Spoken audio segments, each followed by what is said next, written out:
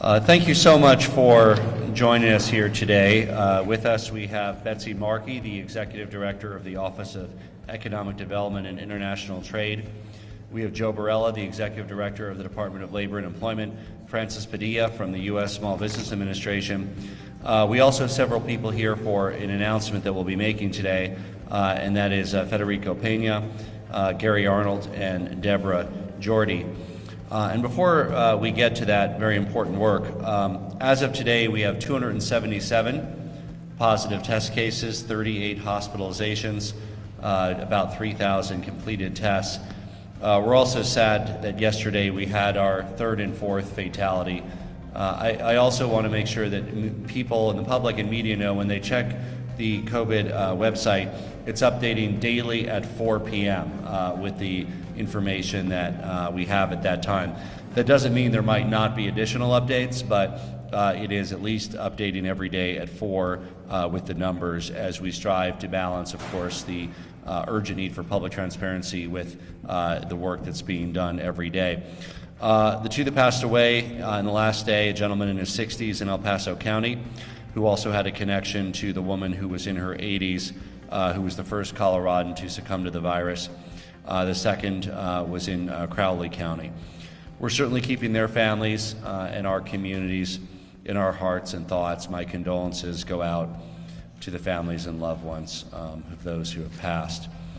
This also underscores the need to protect our vulnerable populations and people in their 60s, and especially people in their 70s, 80s, and 90s, and people of any age with underlying health, particularly respiratory conditions. What we are doing now, and the reason we're acting critically, is to reduce the spread of the virus so that we can avoid a catastrophic breach of our healthcare capacity in the coming weeks. I want to thank our 24/7 workers, our state employees, the people at the Emergency Command Center, healthcare workers across this state, really everyone on the front lines of this crisis for your incredible work. Thank you. Since I addressed the media this last Wednesday, we've taken additional executive action to reduce the spread of the virus. A public health order was issued limiting gatherings to 10 people or less to limit community transition. We also updated a public health order to include the temporary closure of nail salons, hair salons, spas, tattoo and massage parlors, horse racing and off-track betting facilities until April 30th to limit the spread of COVID-19. That's concurrent with the order around in-restaurant dining and bars. As we go through this process, we want to make sure that our small businesses can support themselves and that these are the minimum restraints necessary from a public health perspective that allow businesses to support themselves. And so I'm proud that we're taking additional steps today to allow restaurants that are maintaining delivery and takeout to also make alcohol sales alongside food sales. This will help them continue to stay afloat during these trying times. We are temporarily suspending the license requirement. If they're licensed to sell beer, alcohol in their restaurant, they will now be able to do so for takeout or delivery during this difficult time to help support the jobs of those in food services. We are also, in the last day, temporarily suspended elective, non-essential procedures. That's both for humans and veterinary through April 14th, and that is really a short-term need for medical equipment, including personal protective equipment and ventilators. The supply chains are very crunched in the short term with regard to the personal protection equipment that will be needed. Now, this nation has great industrial capacity, as does the state. I've seen a lot of creativity both here and across the country and across the world. Soon, this PPE, personal protection equipment deficit, will be met. That is a matter of weeks. At that point, people will be able to resume their elective procedures. I want to be clear, these are things that people need but are not life-threatening. It could be, one thing's plastic surgery, LASIK, knee replacement. We are respecting the doctor-patient relationship if something is needed to prevent further deterioration of health or in any way puts the patient's life at risk. Of course it will be done. But this is about a 2-week delay in other procedures simply because of the need for that protective equipment to be used to urgently save lives. By the way, many of the providers have already done this, to be clear. This is just the few that haven't that would be affected. Finally, we are extending enrollment for workers who lost their jobs and lost their health care coverage to sign up for health care coverage that can be subsidized on the state exchange Connect for Colorado through April 3rd. You can visit Connect for Health Colorado website or dial 855-752-6749 to enroll. Earlier this week, we launched our viral hashtag #DoYourPartCO campaign. And we encourage everybody to share your practices around social distancing to help increase the support from the public that around these actions that individuals are taking. We announced the COVID-19 Relief Fund, and we set up our volunteer effort, helpcoloradonow.org. I'm very proud to say that on the helpcoloradonow.org front, philanthropists, individuals, donors large and small, companies have donated about $3.8 million, and that includes $318,000 raised online from over 2,000 individual donors in working with Mile High United Way. We deeply appreciate your help, and if you do have the ability, please support our fellow Coloradans at helpcoloradonow.org. On the volunteer side, I'm proud to say that Coloradans are stepping up. We've secured commitments from 4,342 individuals to be willing to help in this crisis. In that sign-up process to volunteer at helpcoloradonow.org, people specify what their skills are. Obviously, there's a premium on people with skills in the medical fields, but there will be a need, and there's likely to be a need for your help in many different areas, right? It could be for emergency child care, for those who work in the emergency sectors. It could be around logistics. It could be around construction. So if you're, again, willing to help, please consider signing up to volunteer at helpcoloradonow.org. As wonderful as this is, fundraising and volunteer work, of course, does not replace individual actions people take, nor does it replace government action in combating both the public health and the economic consequences of this pandemic. And today I'm going to focus on these economic consequences. Locally, in our communities, local businesses, the state, United States of America, and of course the world have all been affected because of this outbreak. And again, like so many things, and like the public health side, it will get worse before it gets better. We know that the past 2 weeks have been tough. There's Coloradans who've lost their jobs as bussers, as wait staff, in kitchens, in other areas. And this week has been particularly tough on the small business owners as well, who wonder whether they're able to make their rent. And that applies to our small business owners, whether they've had to close their doors for public health orders or they've just seen their customers dry up. There's a lot of pain and difficulty on both sides. So I want to talk about us providing the maximum flexibility, waivers from unnecessary regulations, help that we can do to help make sure that our business recovery is robust and that we can make it through these tough times. Yesterday, I was proud to announce that we, as a state, qualified for the Federal Small Business Administration's Economic Injury Disaster Loan Program. I want to thank our federal delegation for supporting that work. It means that small businesses, as well as private nonprofit organizations and agricultural co-ops in all 64 counties, can seek individual low-interest small business loans of up to $2 million. And given the current low interest rates, which have gotten even lower in the last weeks, this is really a great opportunity to help our small businesses stay afloat and weather the storm. All the information for that is at choosecolorado.com. And we know that those are important steps. The steps that we'll be talking about in a moment that the state is taking are also important. But frankly, we need as much stabilization and help from the federal government as possible. And I'm formally encouraging our federal delegation to think big and to pass legislation that stabilizes the economy and prepares it for further economic growth. That includes things like increasing the federal medical assistant percentages, the funding match to provide state Medicaid agencies to 12%. It includes ideas like delivering cash payments of at least $2,000 per American, with additional relief measures for people that work in industries that have been disproportionately affected in hospitality and food services and travel and tourism. It means an increase in child care funding, an increase in SNAP benefits, and suspension of an executive order that would take SNAP benefits away during this crisis. It also means tax relief. It means cash payments and loan assistance for Colorado small businesses. It means minimizing the delays in the U.S. Department of Labor's processing of uninsurance claims, and of course relief from debt collection where possible.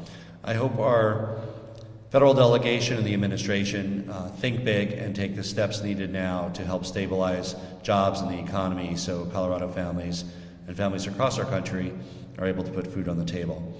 Now, in the meantime, there's plenty that we can do at the state level to help act now to provide Colorado families relief. We're working on an executive order that allows our unemployment insurance division to expedite payment of claims. We're seeing unprecedented demand, of course, on the unemployment claims filing system.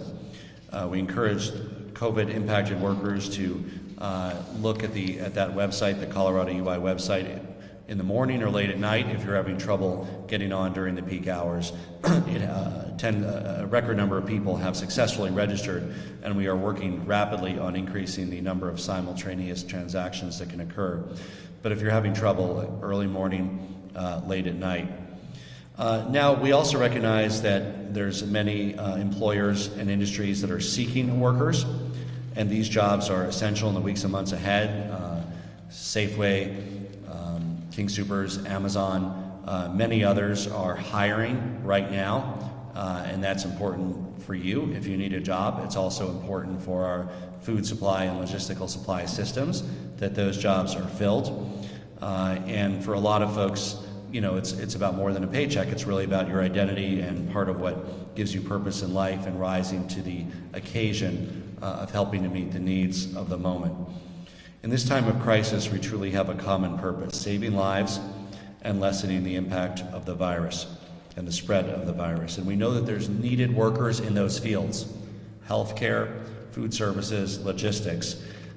And please connect with your former employer if you are a healthcare qualified worker, paramedic, nurse practitioner, doctor, because we will need you. And employers in the supply chain, City Market, King Soopers, Safeway, Walmart, Target, and many others, as well as shipping, Amazon, U.S. Postal Service, UPS, again, all hiring. So if you're looking for work, you can check out some of those employers directly. Also register at connectingcolorado.com. That's the state portal for the labor exchange. We encourage employers to participate and post job openings there as well and update what might be available. We're exploring ways to offer more opportunities virtually for those who need to work in isolation right now, and we look forward to expanding those opportunities and removing any bureaucratic barriers to that as well. But we can't just rely on providing relief on the income side. We also need to address families' financial obligations. I was thrilled that the federal government is suspending all foreclosures and evictions for 60 days for homeowners that have mortgages that are insured by the Federal Housing Administration. Furthermore, this allows those impacted by coronavirus to suspend mortgage payments due to hardship for up to 12 months. Now, we can't ask people to stay at home to stop the spread of coronavirus if we are not giving them the tools they need to be able to keep their home, whether they're renting or whether they have mortgage payments. If people are going to stay in their homes, they need to be able to have a home. And that's why we're taking additional state action on top of that federal action, really consistent with its goals. In addition to this federal action, we're taking action at the state level, and of course we're encouraging the private sector to help as well in providing relief from evictions, foreclosures, and utility shutoffs. And I know that this crisis is impacting everyone differently. We want to ensure that people aren't losing their home or utility service because of the public health emergency that wasn't your fault. The spread of the virus is not your fault. You should not lose your home or your utilities simply because a restaurant forced to close down to prevent hundreds or thousands of Coloradans from dying. Shortly, we'll release an executive order that takes a number of steps. We're working with state-chartered financial institutions to combat the threat of residential and commercial foreclosures and displacements. We're also encouraging banks, credit unions, and other financial institutions that are holding residential or commercial mortgages to follow the lead of FHFA and halt foreclosures and related evictions. Align your policies. The creditors should align their policies with FHFA, the biggest, but the others need to align their policies with that for this to work systemically to ensure that these temporary income reductions and job loss are not amplified in the loss of people's homes. In addition, I'm further requesting that financial institutions consider providing a 90-day deferment of payments for consumer loans. That includes residential, commercial, refis, auto loans, student loans during this period. And we also request that property owners and landlords refrain from removing tenants or mobile home owners without cause or need to protect the public safety or minor violations unless public safety requires it. I'm also requesting that property owners and landlords refrain from imposing any fee for the late payment or non-payment of rent until April 30th. And I'm requesting that municipal and county governments refrain from using law enforcement from carrying out evictions or foreclosures against Colorado families unless there is a threat to our public safety. I am, through executive order, ensuring that no state law enforcement resources will be used for evictions or foreclosures, and I'm asking our municipal police and sheriffs to follow suit. We have to prioritize our law enforcement resources during this crisis, and clearly the priority should be not enforcing eviction orders, again, unless there are a particular eviction order related to protecting the public safety. But in general, we need all of our law enforcement resources that we can get, and it's important that local jurisdictions, police chiefs and sheriffs issue similar guidance to what we're issuing with regard to our state troopers and other state law enforcement resources. On the utility side, we're requesting that all public utilities suspend service disconnections for delayed or missed payments. It's getting warmer out there, but there's still snow on the ground. We simply cannot leave families without heat or electrical power, especially when the public health situation is such that we want them to remain in their homes when possible. Xcel has already taken that step, but we want to make sure that the other utility providers across the state also are not disconnecting people in the middle of this crisis simply because they're unable to pay because they might have lost their job as on wait staff or busser or in the other areas. It's also important that we help people with regard to tax relief. In addition to mortgage, rent, and utility protections, I'm pleased to announce that today I'm extending the income tax payment deadline for Colorado taxpayers for 90 days until July 15, 2020, without penalty, without interest. That includes all filers, all businesses, all individuals, all filers will have that 90-day extension. That goes further than the federal order. We know that many individual taxpayers and businesses have difficulty with this COVID disruption. Your impact to pay is affected by quarantine, by infection, by many other issues, and this is a critical step that'll help our businesses and families keep more money in their pockets while we weather this crisis. Now, while this extension is similar to the IRS extension, it goes further. Unlike the federal government, we're imposing no conditions, no caps on the amount of tax that can be deferred for the 90-day period. In addition, we're granting an extension for taxpayers who are required to make estimated income tax payments for the 2020 tax year. Estimated payments due on and after April 15th, but on or before June 20th, can be paid at any time on or before July 15th without penalty. Colorado has 2.5 million taxpayers, including individuals and businesses, and we hope that this gives them one less thing to worry about in the midst of this crisis. I'm also directing the Department of Revenue to work with local governments that choose to extend payment deadlines for property, sales, and use tax. So in our state, these generally have both a state and local component. And we want to make sure that if a city or a county wants to find a way to defer that, it may be state collected in sales tax in some areas, our home rule cities generally collect it themselves, but it's a share between the state and the local.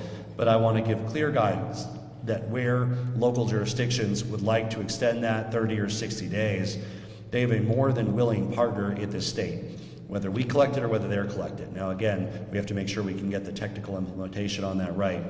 But for local jurisdictions to really look at those property sales and use tax pieces and see whether it makes sense in your community and whether your community can still balance its public cash flow by extending that 30 or 60 days, you will find a willing partner in the state. Those are primarily local taxes, but I want to work with local governments and take whatever action they need that allows them to waive penalties or fees during this crisis.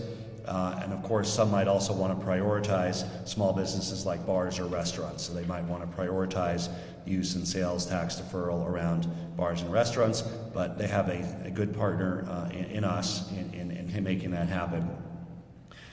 Right now, of course, our Emergency Operations Center, our command structure, is focused on the immediate public health need. That means making sure we have enough tests, enough equipment, enough healthcare workers, enough hospital beds, that we slow the spread to give us more time to build. But we know now, and we will know even more in the future, the economic damage and the after effects of this crisis locally, statewide, countrywide, and globally. And Coloradans are counting on us to manage both the public health crisis, short and medium term, but also the economic crisis, so people can support themselves and that the business is positioned for a strong recovery. To fill that need and to make sure we provide the best response, I've assembled a team of key economic advisors to help inform our decisions to navigate these challenging times. This council will be chaired by former U.S. Transportation Secretary and Denver Mayor and Vestar Capital Partners Managing Partner, Federico Peña. In addition, the council will be composed of Gary Arnold with Pipe Fitters, Deborah Jordy, Science and Cultural Facilities District, Dick Monfort, owner and CEO of the Rockies, Blair Richardson of Bow River Capital, Jim Crow, retired CEO of Level 3, and Brad Feld, entrepreneur and co-founder of the Foundry Group.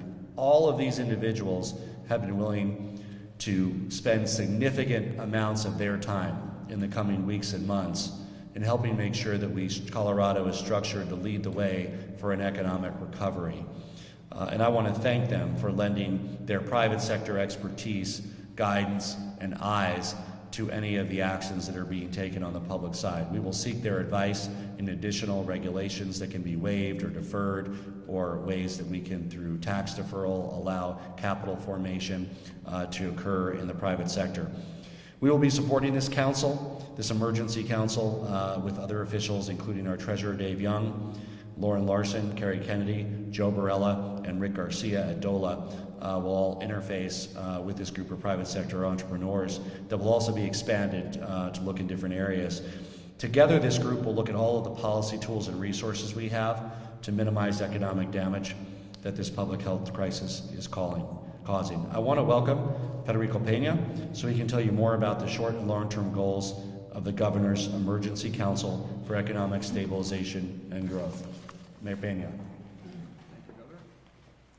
Thank you very much, Governor, and good morning, everybody. Let me first thank the Governor for your leadership, Governor. You probably haven't heard this enough, but I'm going to say it.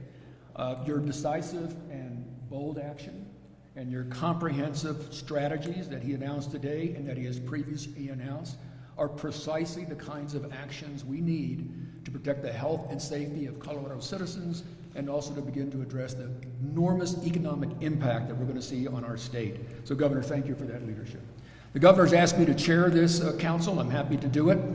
By way of some background, some of you may know me primarily for my government experience, but for the last 20 years, I have been an investor, working both for a private equity fund and now the Colorado Impact Fund, which has invested in 10 Colorado companies over the last 5 years.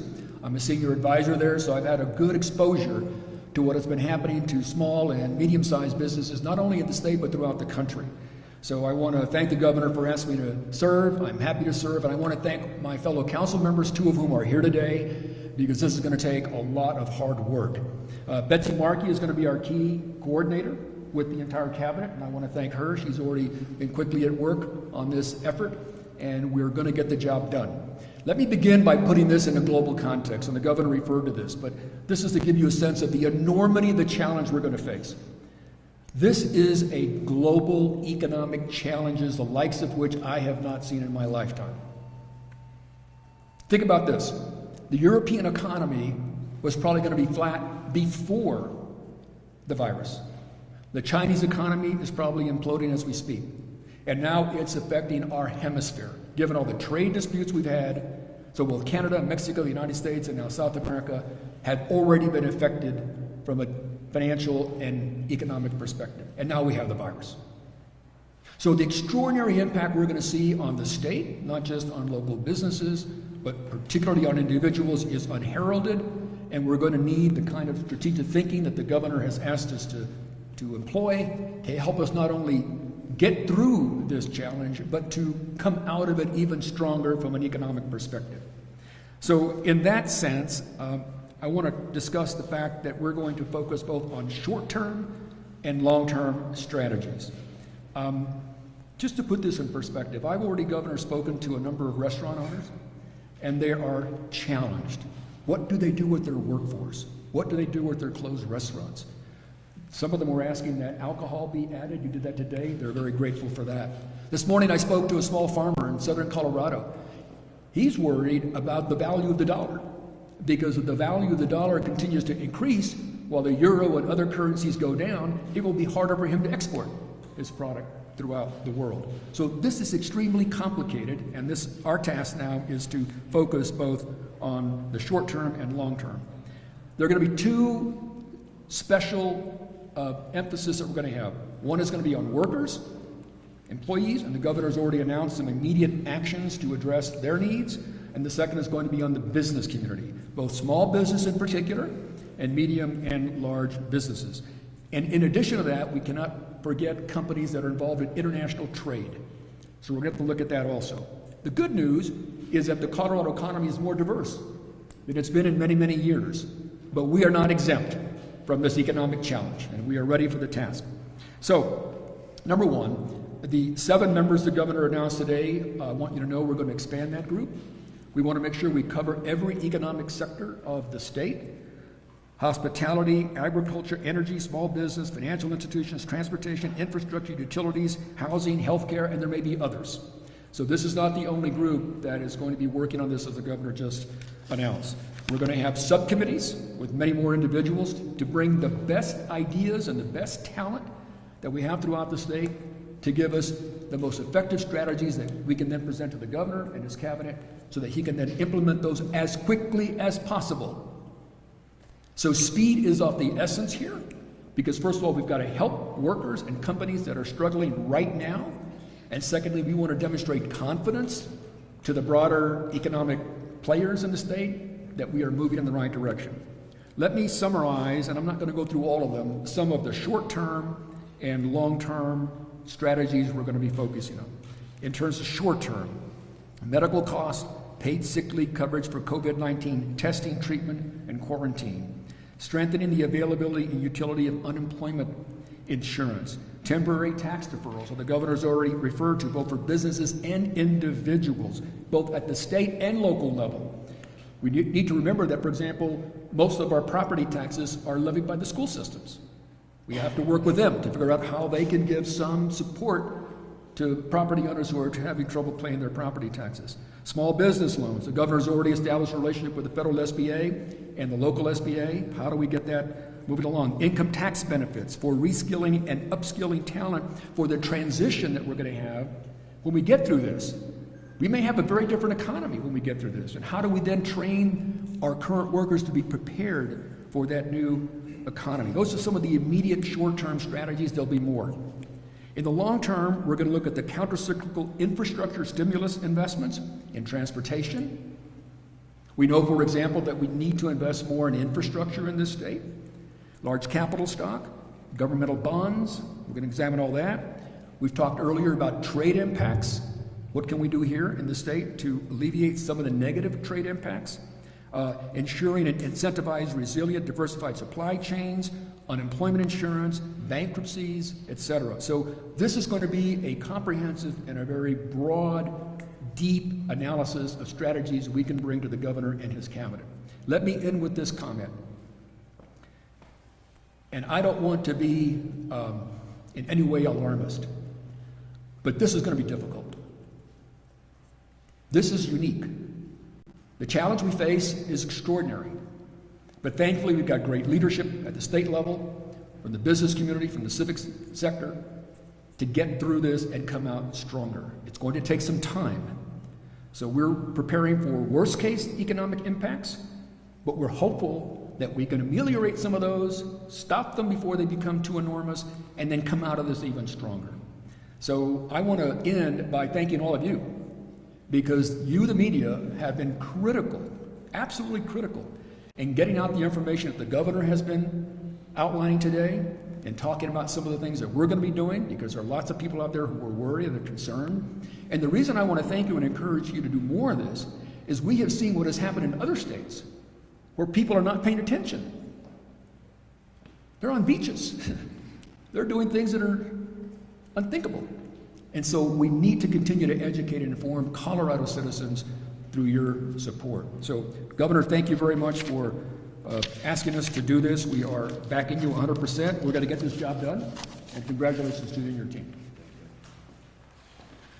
So we wanted to make sure that there was no delay in setting up this effort, because we know that both the health impact and the economic impact of this crisis are going to be really affecting a lot of Coloradans. Many of us will be affected by the public health crisis that's occurring. Somebody you know, your aunt, your uncle, your parent, grandparent, perhaps yourself, will have their health severely jeopardized. There will be loss. But all of us will be impacted by the economic side of this crisis. And getting this team going now is so important, rather than 2 weeks from now or a month from now, to make sure that we have this kind of input to minimize economic disruption consistent with the public health needs, and to maximize our ability to have an effective recovery in Colorado where folks can get back to work and earn a good living. And the people of the state are counting on this council and the additional business and worker representatives that they tap to begin this important work now. While we are moving forward with our public health response, we have the emergency command structure in place, we're scaling hospitals, we're acquiring more personal protective equipment, we're scaling up testing, we're doing all those things. We also need this effort to make sure that we can have a strong and robust recovery when this is all over, and it will be all over, and most of us are going to be just fine. It doesn't mean you won't be touched by loss. We hope to minimize that. But we're all going to be touched by the economic circumstances that we live under. I'm very hopeful that between our federal delegation and action in Congress is needed, the work we're doing at the state level with this new Emergency Council for Economic Stabilization, and the thoughtful leadership at the local level, we will be better prepared than any other cities and states in the entire country to weather this storm.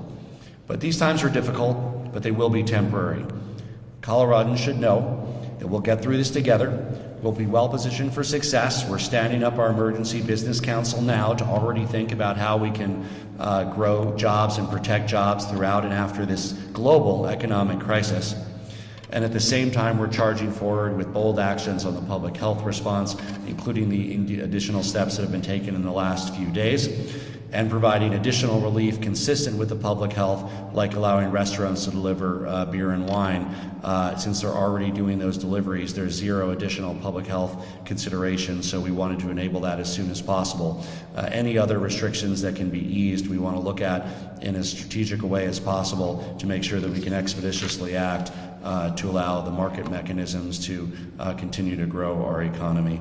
I want to thank all of you for joining us. The first question I'm going to entertain is from a reporter that is submitting them remotely, which I can encourage you to do for future sessions, and we'll make that a feature of every press conference to avoid unnecessary risk. The question is from Erica Meltzer. Chalkbeat, how would a shelter-in-place order apply to food distribution in schools and any in-person preparations that school districts are making for long-term remote learning? First of all, we're never going to do anything that prevents kids from getting the food that they need. That's a priority. We also we want to make sure we aren't preventing kids from learning. While the in-classroom sessions have been suspended after spring break, school districts are they've made online plans to deliver those curricular vehicles. Students will not lose this year of education. They will be ready to graduate, ready to move on to the next year. And of course, we're looking into all those contingencies. One of the reasons that it's so important for all of us to stay in where possible, to avoid large crowds, is to avoid having to take additional steps that could be even more detrimental to the economy. So the better that people can contain the spread of this virus in Colorado, the less likely it is that additional steps would have to be taken that save lives, but have that very difficult economic trade-off. Next question. Governor, can you talk about what the governments of California and New York have done today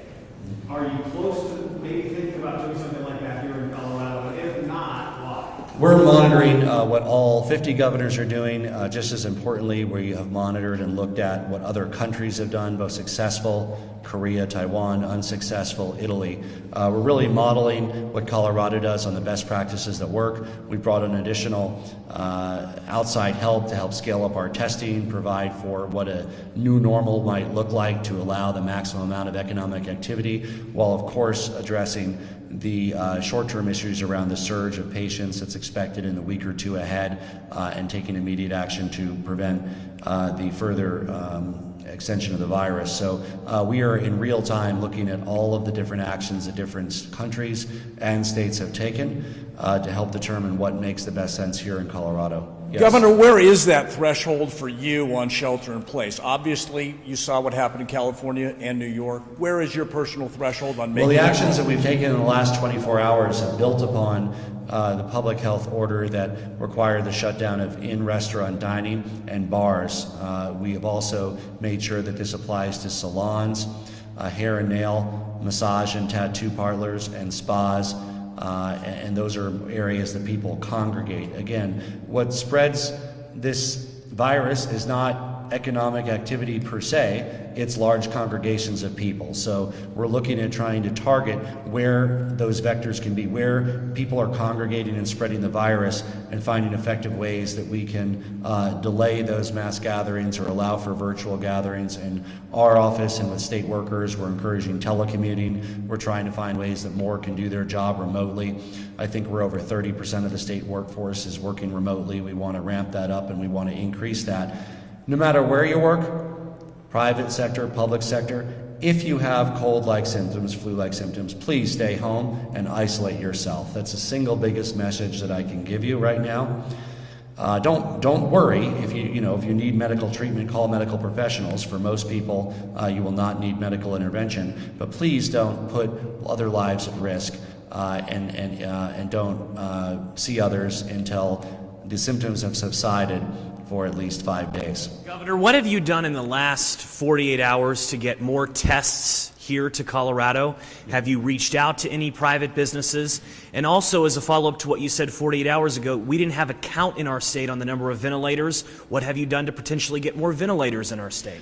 So on the second one, the action around a temporary cessation of elective procedures is designed to allow personal protective equipment and ventilators, which can also be converted from anesthesia units, to flow up to meet the surge needs. So that work is occurring now. And again, at some point when that short-term supply challenge is met, those procedures will be able to occur again, even during the healthcare crisis. It's not the coronavirus crisis per se that necessitates, from a healthcare perspective, the cessation of these surgeries. It is the equipment, short-term equipment crunch, and that includes ventilators as well as personal protective equipment. We are rapidly working to scale up testing. There are several technological ways to do that. We are setting up our overall structure for that team.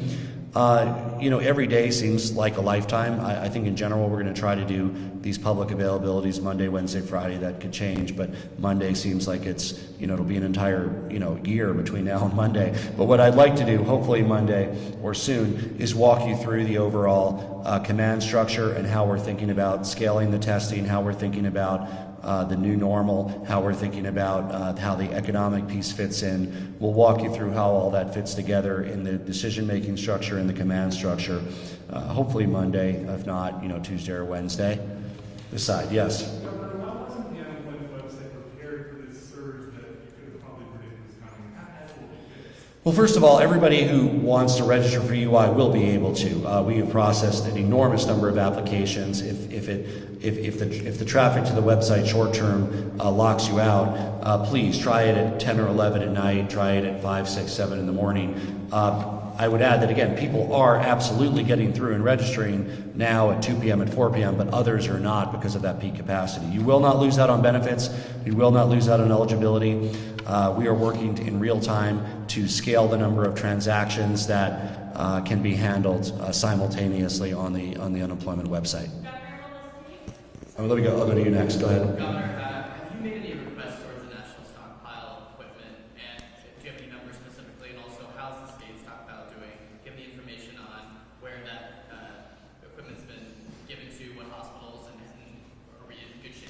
On the personal protective equipment front, which I think is what you're asking about, I talked to the Secretary of Defense today. We've had conversations with Homeland Security and Human Services. About a quarter of that national stockpile has been delivered to Colorado. It is a smaller number than we'd like. It is being deployed. We've also tapped into the state stockpile for the surge in Eagle County, which is a week to two ahead of what's hitting the metro area. But if you look at the percentage and the people and the overflow in Eagle County, that's a good indicator of where proportionally the Denver metro area will likely be in a week to 10 days. So we have tapped the state stockpile. We have received about a quarter of what has been promised federally. We want and are seeking and are continuing to talk to the administration about the prompt delivery in the next few days of that other 75%. Who is in? Yes. Will the state be offering any funds or additional support for businesses and individuals who are stepping up to create PPE? Well, again, we want to have a thriving business sector. That's why we're delaying the income tax payments. We're happy to work with local jurisdictions to delay property use, sales tax. All of those things are occurring. There have been many Colorado businesses. In Lyons, a distillery is now making hand sanitizer. The first potential masks have been produced here in Colorado with a capacity of about 2,000 or 3,000 per month.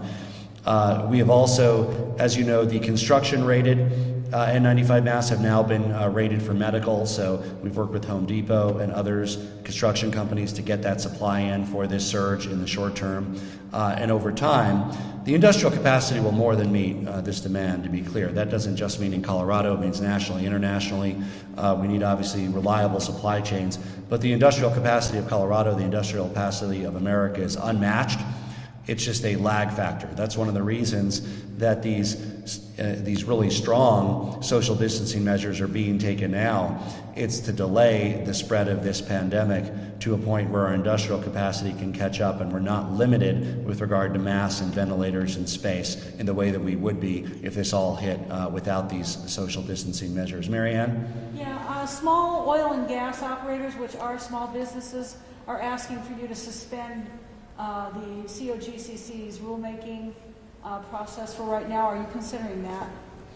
Well, I'm surprised. They've in the past wanted that to proceed as fast as possible. Like a lot of state functions, I wouldn't be surprised if that is slowed down simply because of the impact of the virus on the state workforce. We are prioritizing the response to the virus across different agencies. Now, COGCC doesn't have a direct nexus that I'm aware of in virus response. But of course, there's particularly concern in the energy sector about the collapse of world energy markets.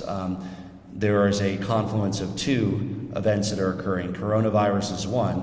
Lord knows that would be enough. But there's also OPEC politics and increased supply coming online while demand is dropping. So we, again, want to do what we can. All of those small businesses have the deferral on their income taxes. If they want to work with their local jurisdictions, we can work with them on the deferral of other taxes as well. Governor, will you be issuing any explicit guidance to jails, prisons, courts, perhaps order? And then also, can you be clear about evictions and foreclosures? Are you issuing an order, or is it simply guidance presented? Well, under the law enforcement resources under my control, we're establishing a clear enforcement priority that they are not to do evictions over this time period. Unless public safety is involved. We are encouraging the sheriffs and police departments to align themselves with that state guidance as soon as possible. We need those law enforcement resources. It's not going to be the highest and best use of their time to protect the public safety to enforce any eviction orders in the next month or two. What was your first question? Yeah, so we are taking additional steps. I'm sure we can, when you look at all the things that we do, each area is part of this emergency response. So I think on a specific question like that, if you're doing a piece, again, Dean Williams, our Director of Corrections, has been engaged with this. I'm sure we can get you a list of the steps that are already being taken in our prisons, counties, county jails, we also have facilities run directly by the state on the youth detention side, long-term care facilities. Our immediate prioritization is around those who are most vulnerable, our long-term care facilities and others. We'll be happy to update you on some of the specific steps that we've taken in that area. One more from this side. Why not make this guidance towards landlords and utilities and orders? Well, again, Excel has already done this on the utility side. We are looking to do this and make sure that all of our utility providers do this in the state.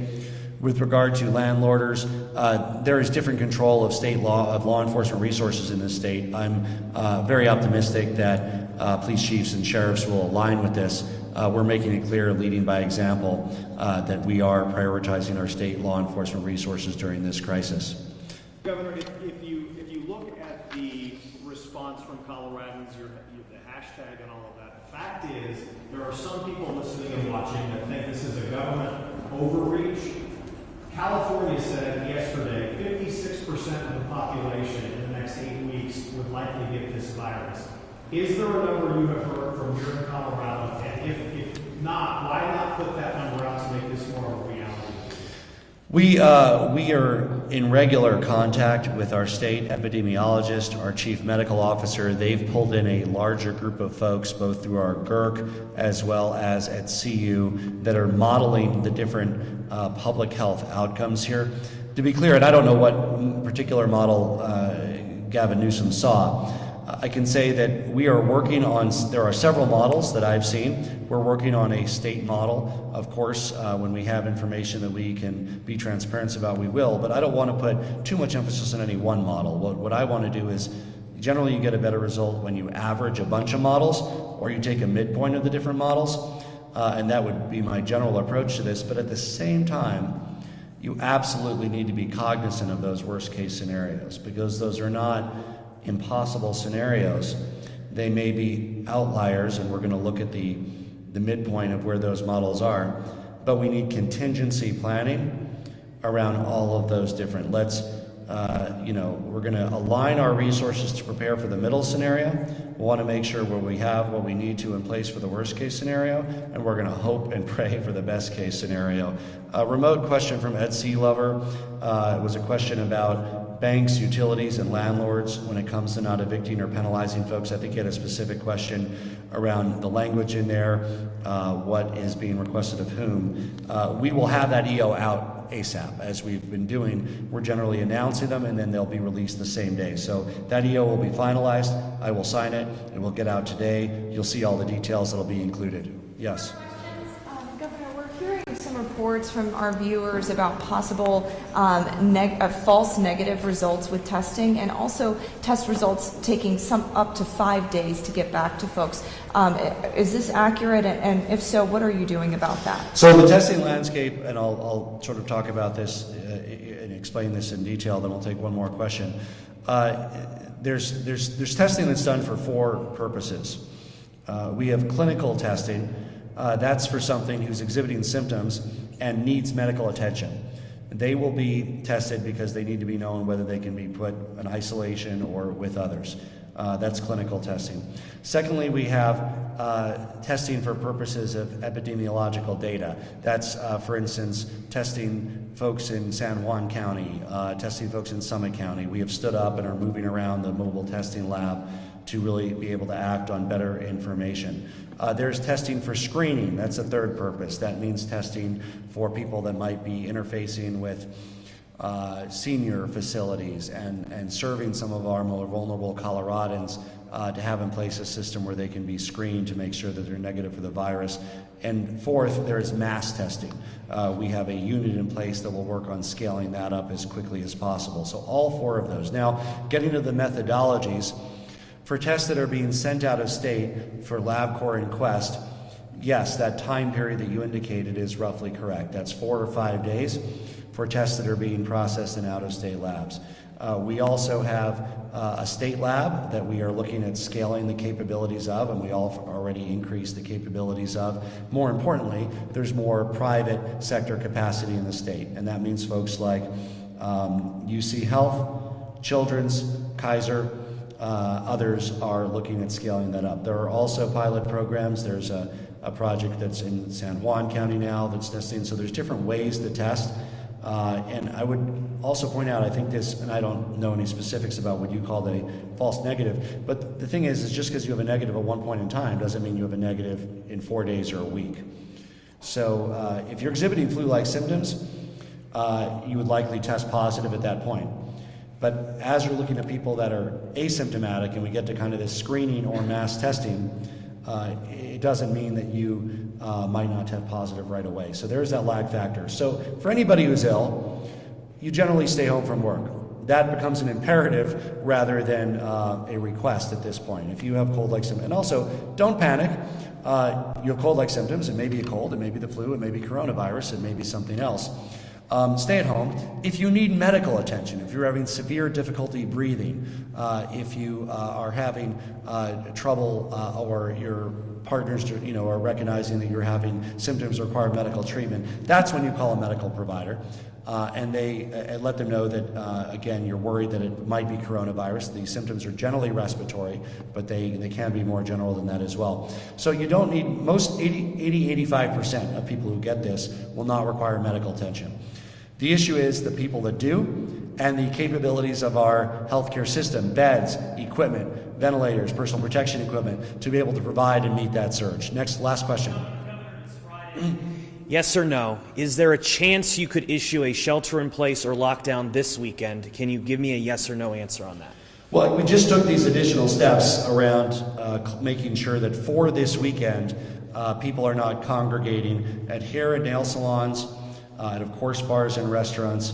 I'm discouraging people from congregating in any groups larger than 10 anywhere in the state.